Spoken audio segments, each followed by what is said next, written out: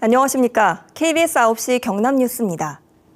창원 도심 속 주한미군 사격장 문제 속보입니다. 주변에 사는 시민도, 자치단체도 모른 채 진행되던 공사는 중단됐지만 사격장 폐쇄를 요구하는 목소리는 높습니다. 창원시가 국방부와 사격장 문제를 풀기 위해 협의하겠다고 했지만 아직 구체적인 진전조차 없습니다. 손원혁 기자가 취재했습니다. 아파트 거실에서 내려다 보이는 주한미군 사격장. 공사는 일시 중단됐지만 주민들은 완전 폐쇄를 원합니다.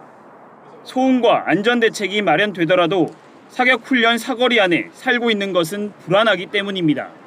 근본적으로 일단 문제 해결이 된 건 아니기 때문에 답답해하고 조금 불안해하고 있는 상황입니다. 협의 상황에 대한 공유가 있다면 조금 더 이렇게 답답해하기만 하고 있지 않고. 국방부가 공사 일시 중단과 창원시와 협의 의사를 밝힌 지 20일 가까이 됐지만 아직 구체적인 협의는 진행되지 않았습니다. 창원시는 협의가 아닌 국방부에 건의사항을 전달했을 뿐 국방부의 협의 요청을 기다리고 있습니다. 더불어민주당 경남도당은 국회를 찾아 상임위원회 차원의 관심을 호소했습니다. 또 자치단체와 사전 협의하지 않은 국방부와 미 8군의 강력한 항의와 유감을 표명했습니다. 사격장 확장 공사는 자동소총, 기관총 사격을 지금보다 더 많이, 더 자주, 더 본격적으로 실시하겠다는 의도임을. 국방부는 지금까지 창원 주한미군 사격장 이전이나 폐쇄 논의는 한 차례도 언급하지 않은 상황. 주한미군도 사격장이 필요하다는 입장은 변하지 않은 것으로 전해졌습니다. 국방부는 KBS 취재진에게 현재 모든 방안을 검토 중이며 그 방안은 창원 시민의 우려를 해소할 수 있는 방법이 될 것이다. 다만 절차상 시간이 걸린다고 입장을 밝혔습니다. 국회 국방위원회는 다음 달 1일 열리는 전체 회의에서 창원 주한미군 사격장 공사에 투입된 방위분담금 82억 원을 국방부가 승인하는 과정이 적절했는지 따져 물을 것으로 전해졌습니다. KBS 뉴스 손원혁입니다.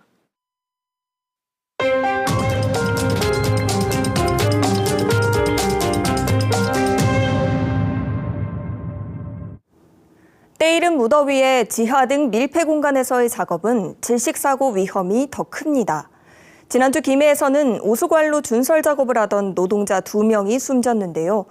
고용노동부는 부실한 안전관리 정황이 확인되면 자치단체에도 중대재해법을 적용해 처벌하는 방안을 검토하고 있습니다. 일하다 죽지 않게 김소영 기자입니다. 경남 김해의 한 맨홀 5m 아래 바닥에서 30대 노동자가 숨진 건 15일. 중태에 빠졌던 중국 국적 50대 노동자도 나흘 만인 19일 숨졌습니다.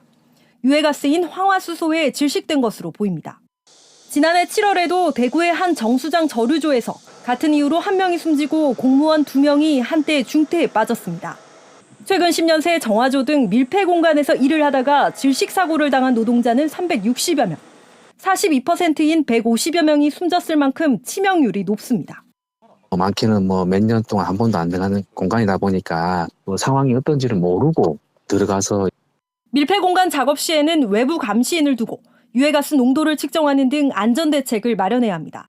하지만 김해 오수관로 준설 당시에는 이런 조치가 이뤄지지 않았습니다. 김해시 소속 직원이 2시간여 동안 지켜봤지만 작업 중단 조치는 하지 않았습니다. 맨홀 안에 들어가지 말라고 했다고 이야기는 들었어요. 이런 부분 하지 말고 안전주의에서. 고용노동부는 사고가 난 업체와 도급 계약을 맺었던 김해시를 상대로 중대재해처벌법 적용이 가능한지를 검토하고 있습니다. 경영 책임자 범위에 포함된 자치단체장은 도급 용역 관계에서도 안전조치를 해야 하기 때문입니다. 3명의 사상자가 난 대구 저류조 사고 역시 노동부가 대구시 상수도 사업본부장 입건을 검토하고 있어 자치단체 역시 중대재해에 대한 형사 책임에서 벗어나지 못하고 있습니다. KBS 뉴스 김소영입니다. 울산지방법원은 산업안전보건법 위반 등의 혐의로 기소된 건설업체 임원 A씨와 해당 업체에 각각 벌금 1,000만 원을, 현장 소장 B씨에게 벌금 700만 원을 선고했습니다.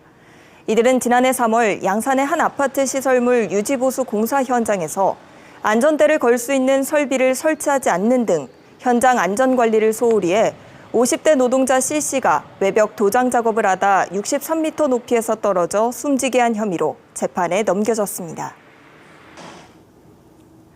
거창군이 최근 3년 동안 수천만 원에 달하는 업무 추진비를 증빙 서류나 사전 승인도 없이 집행한 것으로 경상남도 감사에서 드러났습니다. 거창군 홈페이지에 공개해야 하는 군수와 부군수의 업무 추진비 내역도 1년 넘게 올리지 않고 있습니다. 보도에 박기원 기자입니다. 거창의 한 식료품 가게입니다. 거창군은 2020년 7월 이 가게에서 각각 60만 원과 85만 원어치 과일을 업무 추진비로 샀습니다. 내는 농산물 과일들이죠. 사과, 배, 이런 거. 물품 대장을 확인해 봤습니다. 해당 날짜에 구매 내역이 빠져 있고 누구에게 줬는지도 쓰여 있지 않습니다. 이건 아마 장부에 달아놓고 갚아주는 수준일 것 같아요. 업무 추진비로 특산품 등을 산 경우 받는 사람과 수량을 반드시 지급 대장에 기록해야 합니다. 사적 사용을 막기 위해서입니다. 건당 50만 원이 넘는 경우에도 소속과 성명을 증빙 서류에 써야 합니다. 거창군 한 부서에서는 한 식당에서 업무 추진비로 50만 원을 넘게 썼는데도 참석자 명단을 따로 쓰지 않았습니다. 누가 식사했는지 알 길이 없는 겁니다. 거창군은 2019년부터 약 3년 동안 114건, 업무 추진비 5,900여만 원을 쓰면서 참석자 명단을 제출하지 않는 등 부당하게 쓴 것으로 경상남도 감사에서 드러났습니다. 기타 주점업이나 업무 시간 외에 사용된 사례도 일부 확인됐는데 거창군 업무 추진비 카드에는 제한 업종이 설정돼 있지 않았습니다. 감사 기간 사용된 업무 추진비 10건 중 7건이 사전 품위 절차 없이 사용된 것으로 확인됐습니다. 또 분기마다 공개하는 군수와 부군수의 업무 추진비 내역도 1년 넘게 공개하지 않고 있습니다. 관련 규정 미숙지와 실무 단원들의 업무 연참 부족으로 인해 발생된 사안으로 저희들은 보고 있습니다. 경상남도는 모든 부서에서 업무 추진비를 부당하게 사용했다며 거창군의 기관 경고 처분을 내리고 재발 방지 대책 마련을 요구했습니다. KBS 뉴스 박기원입니다. 경상남도와 부산시가 최근 행정통합을 주제로 한 3차 토론회 일정 연기를 두고 입장차를 표출했습니다. 부산시는 경상남도의 일방적인 발표라며 당혹스럽다는 입장을 밝혔고, 이에 경상남도는 부산시의 미온적인 태도를 탓했는데요. 두 기관은 긴급 실무진 면담을 통해 향후 일정을 조율하고 있지만 차질 없이 진행될지 우려가 나옵니다. 송현준 기자입니다. 경남과 부산의 행정통합 논의가 벌써부터 삐걱대는 모양새입니다. 경상남도가 최근 예정했던 3차 토론회 일정을 연기하기로 하고 다음 달 예정했던 여론조사 일정을 하반기로 늦출 가능성을 시사했습니다. 박한수 경남지사는 현재 행정통합의 장단점을 경남도민과 부산 시민이 알기 어렵고 관심이 낮은 상황에서 여론조사를 하는 것은 무리라고 밝혔습니다. 하지만 부산시는 향후 일정을 조율하자는 경상남도의 제안을 거절하면서 이견을 보이고 있습니다. 부산시는 경상남도가 일방적으로 행정통합 일정 연기를 발표한 데 당혹해하면서도 불만을 드러냈습니다. 부산시는 박형준 시장이 특별연합을 선호했지만 경남도의 요구에 양보한 것이라는 입장. 박형준 시장님께서는 이 특별연합에 상당히 의지를 갖고 계셨고 특별연합에요. 재선을 하시면서 특별연합을 갖고 가실 거라고 발표를 계속 해오신 상태고, 반면 경상남도는 행정통합의 미온적인 부산시의 태도가 불만이었습니다. 또 부산시의 입장에서 엑스포 유치가 현안 사항이기 때문에 통합에 이렇게 적극적으로 관심을 가질 만한 그런 여유도 좀 부족한 것 같고 하기 때문에 경상남도와 부산시는 긴급 실무진 면담을 통해 여론조사 시기 등을 조율하는 상황. 이해 당사자가 많고 전례가 없어 힘들 것이라는 지적이 나오는 행정통합 논의가 두 단체의 입장 차이가 드러나면서 차질 없이 진행될지 우려를 사고 있습니다. KBS 뉴스 송현준입니다.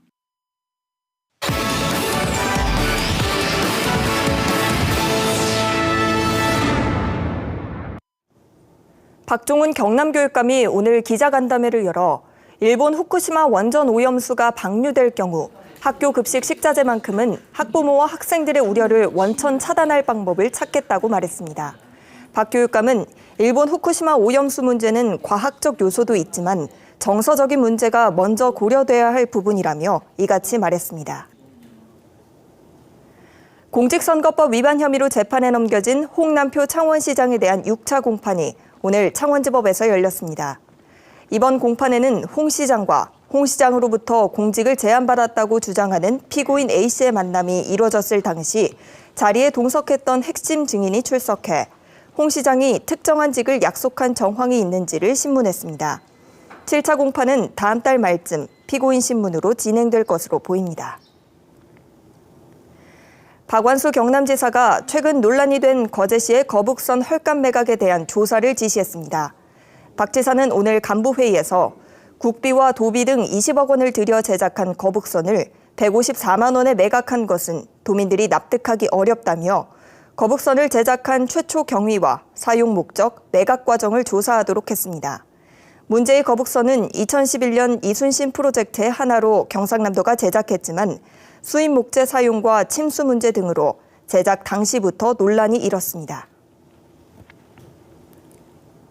최근 5년 동안 경남의 출생아 수가 42% 줄어든 것으로 나타났습니다. 육아정책연구소 보고서를 보면 2021년 경남의 출생아 수는 15,500여 명으로 2016년 27,100여 명보다 42.7% 줄었습니다. 지역별 감소폭은 함안군 63.9%로 가장 컸고 이어 거제시가 62.9%입니다. 의령군은 2021년 기준 출생아가 73명에 불과해 전국 기초자치단체 가운데 10번째로 출생아 수가 적었습니다. 민주노총 경남지역본부는 오늘 한국GM 창원공장 앞에서 불법 파견 인정과 해고자 복직을 요구하는 결의대회를 열었습니다. 민주노총은 한국GM이 불법 파견을 인정하지 않고 공장이 정상화되면 해고자를 복직시키겠다는 사회적 합의도 지키지 않고 있다고 비판했습니다. 지금까지 경남 소식 전해드렸습니다.